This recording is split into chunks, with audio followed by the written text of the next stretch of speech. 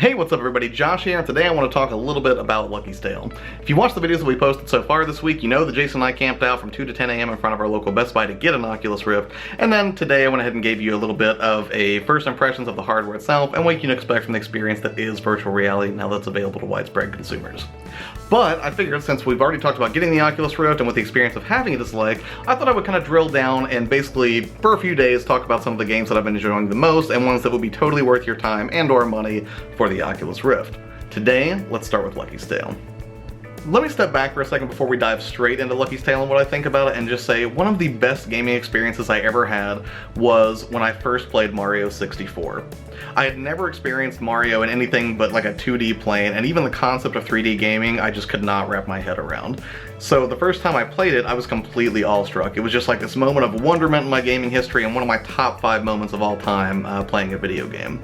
And I guess what I was hoping for was that I could kind of recapture some of that magic I experienced with Mario with the Oculus Rift and hopefully Lucky's Tale. And I'm happy to report that is exactly what happened. Right off the bat, one of the things you're going to notice about Lucky's Tale is it wears its influences on its sleeve, and it doesn't care.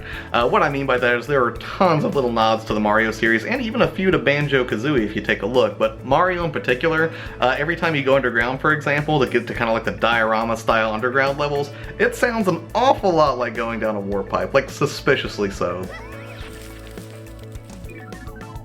But then on top of that, at the end of each level, you're not necessarily jumping onto a flagpole, but you are jumping onto a rope that then kind of like lifts you out of the level via a hot air balloon, which is adorable, but with the flags on it, it's very clearly another nod to the Mario series. And you'll probably find even more references than that throughout, but I think it's very interesting that they kind of made this great 3D platformer and in turn paid this kind of really subtle, very nice homage to one of the greatest 3D platformers of all time with Mario 64. So that's one of the things that originally hooked me, and I'm sure it is influencing my quick review here in a negative way, but just the same, if you love Mario, you're gonna be in for a treat here. So Lucky's Tale is an outrageously charming 3D platformer. It stars an animated fox named Lucky, well played Palmer, and the cool thing about Lucky is he just immediately has an intrinsic drawing power to him, I guess. You can lean in with the Oculus Rift on and get very close right up to Lucky's face, and he will just turn around and wave at you just happy as can be, and it's completely adorable.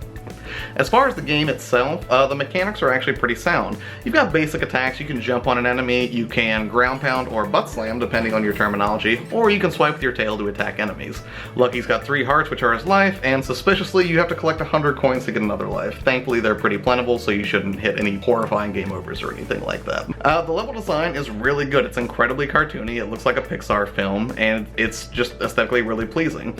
You've got some genre staples there, like you've got, your kind of de facto water level or a fire level, but by and large the aesthetic works and it's entertaining throughout. The only problem that I really have with the game as far as the pacing is that you do have to do a little bit of backtracking. Generally what you expect in a platformer is as you complete one level, the next level will automatically unlock. And that's mostly true for Lucky's Tale. Except for when you progress far enough, you don't have enough pause to go to the next level. And in turn, you have to backtrack through previous levels to do things like collect red coins or play a time trials mode to get enough pause to unlock later parts of the game. It feels like needless padding, and I'm not really sure why they did it. I mean, maybe they just want to make it seem like there was more content there, but if you're somebody who just likes to get through the game and get to the ending, that's gonna kind of bug you a little bit. But still, the experience of playing through those levels is great. The mechanics are sound, the camera does a great job of following the action without getting in the way, save for being finicky in maybe a couple of spots, and it's just, like I said, outrageously charming. You'll find yourself having a great time with it, and I wouldn't have thought that a third-person perspective would be that effective in VR. Like, I really didn't think it would create a good sense of presence the way, say, a first-person shooter would. Turned out to entirely not be the case. Whenever you kind of run around in this world, you kind of have this cool kind of looking down view of Lucky and all the action that he's going through, and it's incredibly natural. People who I had tried the game, who had never, even played a 3D platformer or had any interest in VR whatsoever, took to it immediately.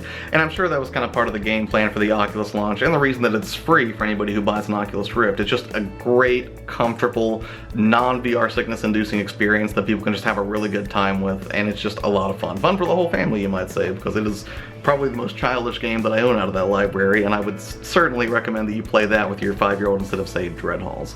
But anyways, yeah, save for a few gripes, it being a little bit short and maybe a little bit of a finicky camera every now and then, Lucky's Tale is just an absolute blast. It's charming, it's fun, it's pretty, and you're gonna have a great time playing it.